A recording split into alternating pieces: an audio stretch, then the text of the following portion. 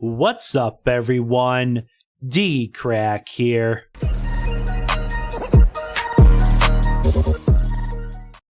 Alright, it's October, so that means some more spooky, scary reactions. This is a new Mr. Nightmare video. It says, 3 disturbing true retail stories. Like always, guys, I'll have a link to the original video down below. Make sure and go check out Mr. Nightmare. Love his channel. If you're new to my channel, make sure and subscribe. Click the bell so you don't miss any future reactions. I would appreciate it. But let's go ahead and check out this new video by Mr. Nightmare. Let's go.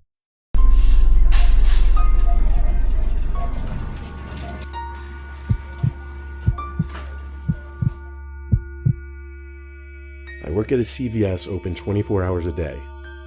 I've been working at this location for 3 years now, and I'm one of the higher-ups. I agreed to take on the overnight shifts because I believe it helps my chances of getting another promotion, and I like to be on my boss's good side. There would only be one employee working the 12 a.m. to 8 a.m. That probably shift, works. as that's all that's really needed. Once the pharmacy opens at 9 a.m., that's when business usually picks up.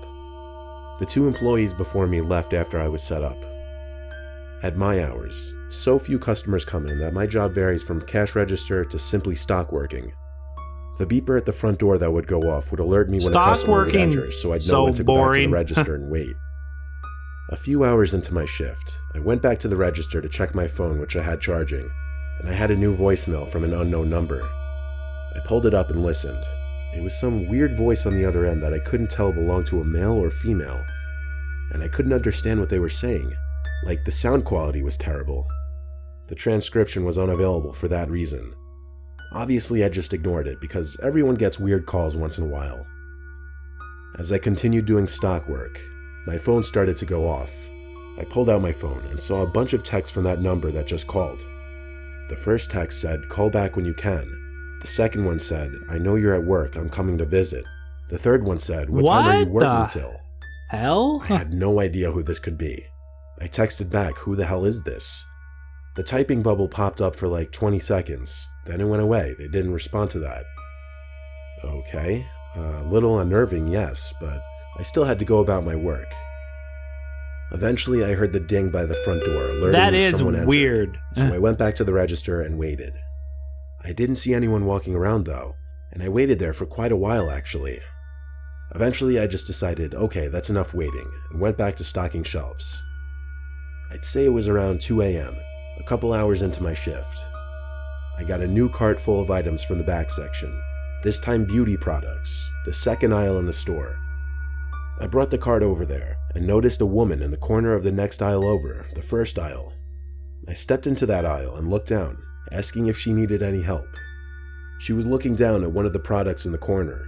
She didn't acknowledge me. Didn't know if she heard me or not, but I just felt awkward, so I left her alone. I walked back to the register just to wait there for her to finish up, and then I started getting more texts from that number.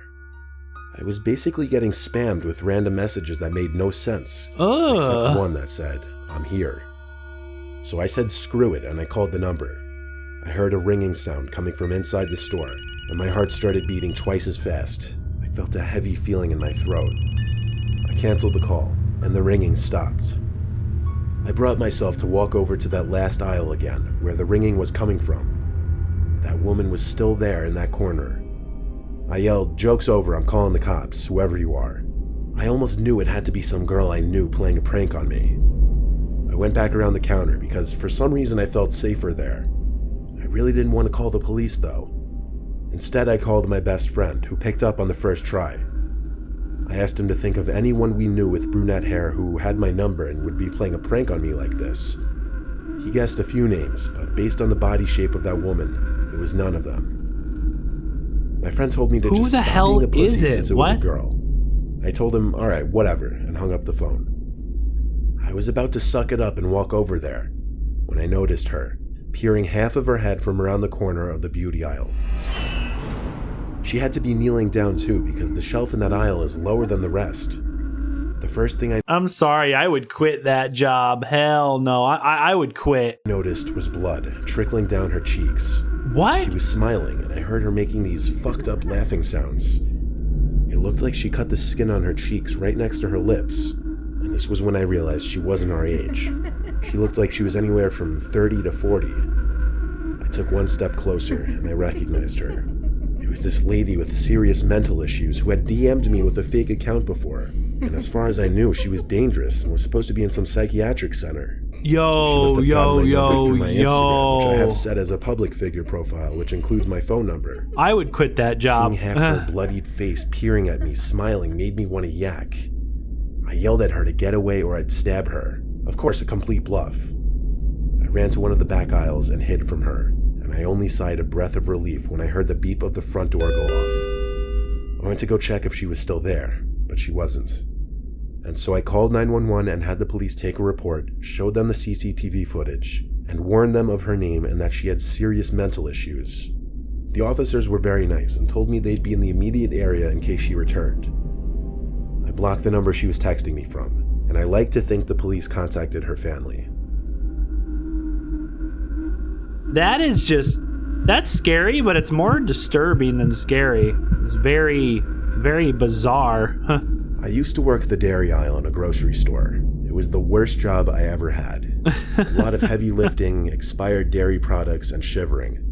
The big dairy cooler was in the back of the store in the area where all the groceries yet to be stocked on the shelves were kept. I would often just chill in the dairy cooler, no pun intended, because the supervisors on duty would never think to check on me in there. I worked at a grocery store years ago, and I would do that in the cold food section or a dairy section. I would just chill in the back because I'd get bored at work and screw it. Probably should have been working, but I would just chill in the back. I'd bring a hoodie just so I wouldn't get cold. Anyway, one night I was working till 10 p.m. The store got quiet past 9. However, Mr. Senko, the supervisor who was a pain in the ass, was on duty. So after stocking the milk cartons one more time for the night, I brought everything to the back area again. On my way back to the dairy cooler to just hide and chill in there, I saw very briefly, for like half a second, the face of someone through the glass of the cooler door. But they either just ducked down or faded away out of my view. What the hell? Who was in there? I went through the doors to see, and got hit with that blast of cold air and the loud sound of the giant refrigerator blowing cold air into the room. I remember that. Boxes, pallets, and crates of milk everywhere, but no immediate sight of anyone. There were many places to hide behind the giant piles of boxes, but no one was in there. So I did my usual. I sat on an empty milk crate hidden behind a big pile of boxes. Then suddenly the lights in the cooler turned off, and it went almost pitch dark, besides the light from outside the cooler coming in through the glass of the door. I hope they have their phone or something for a light. I had a mini freak out because I thought Mr. Senko knew I was in here and was basically signaling for me to come out. I stood up and came out from around the boxes, and then I froze. Something was blocking partial view of the two cooler doors. There was a silhouette of a really tall person right in front of me. It couldn't be Mr. Senko, he was kind of short. The figure right in front of me had to be a foot taller than me. Suddenly, the light flickered back on, and the figure I thought I saw right in front of me was no longer there. It's Slender Man. I nervously walked around where I thought I saw something standing. I even waved my hand through the air in that spot. I somehow felt like I wasn't alone in there, and so I burst through the doors and shut the dairy cooler light. I peeked inside now with the light off, but that figure I saw in there just a moment ago was still gone. I threw my apron off and clocked out early. I didn't care if Mr. Senko would be mad. I just needed to get out of there. That was the one paranormal thing to ever happen in my life. So it had to have been paranormal if the figure was really tall and it just disappeared. What else would it have been? I don't know. I do overnight stock shifts for various local Lowe's home improvement stores. All I do is work whichever specific location needs me for the night, usually dependent on which location is having the most business. My job is to unload trucks, operate forklifts in the back section and throughout the store, and do night stock work. Good old The Lowe's. trucker on duty that night was Paul, the only other guy with me that night. Once we successfully unloaded the truck, he helped me sort them in the back room before going off to do another pickup with the truck. So I was left alone to continue work as normal, nothing I wasn't used to. I'd scan the new shipments to take inventory, then I'd bring the items out to the floor and stock shelves with the new items. That's exactly what I was doing, going back and forth from the back warehouse section to the main floor, stocking shelves, sometimes using the forklift. I was scanning items with the inventory gun towards the back section of the warehouse when a loud crash scared the living shit out of me, to the point that I jumped and turned around midair. It was a big box that had fallen off a large pile of pallets full of unopened packages. The box's contents didn't spill out. The box was still intact. So I went to get the forklift to lift the packages back up onto the pallet. It was at this point I smelt a funky odor, but it wasn't the most uncommon thing ever in the warehouse. So I continued my work. Was it like a chemical spill or something? Later that night, I turned the corner into the paint aisle and saw someone walking all the way down at the other side. They were dressed in dark clothes. No one else was supposed to be in the store, and they weren't wearing work clothes. So I shouted, "Hey." Oh, they turned no. around. When they saw me, they took off running down an intersecting aisle.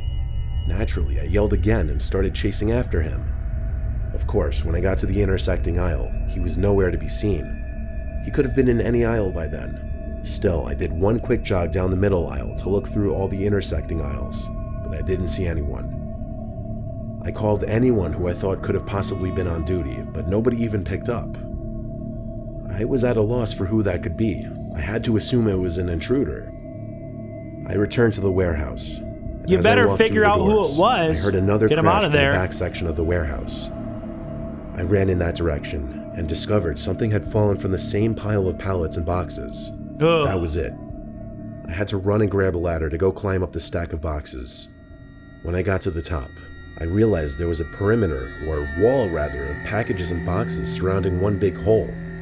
In this hole, there was a homeless-looking man dressed in all black, the same man I had just seen. This was where the odor from earlier was coming from. He looked at me, and I looked back at him, speechless. I didn't know what to say. He got up and seemed as though he were coming to lunge at me. I quickly stepped down the ladder low enough to where I could jump off. Then I ran down the aisle of the warehouse and stopped. I got on the phone with the police, and a couple officers showed up 15 minutes later. Of course, the little secret home that man had made between boxes was empty now. He evacuated with all of his stuff. Camera footage later revealed that man had been staying in that little secret spot he created for a whole week. No one really checks the camera footage unless there's a reason to. Oh my God. That's how he got away with it unnoticed for so long. That dude was just chilling there for a whole freaking week? Oh my God. Well, guys, this was 3 disturbing true retail stories by Mr. Nightmare. I hope you enjoyed this reaction. If you did, make sure and smash the like button. Leave a comment down below. Like I said earlier, if you're not subscribed yet, please make sure and subscribe and click the bell. We're working our way to 50,000 subscribers, guys. That's my goal. But guys, Halloween's almost here. A couple more weeks. There'll be some more scary reactions to come, I'm sure. But thanks for watching, guys. And until next time, peace.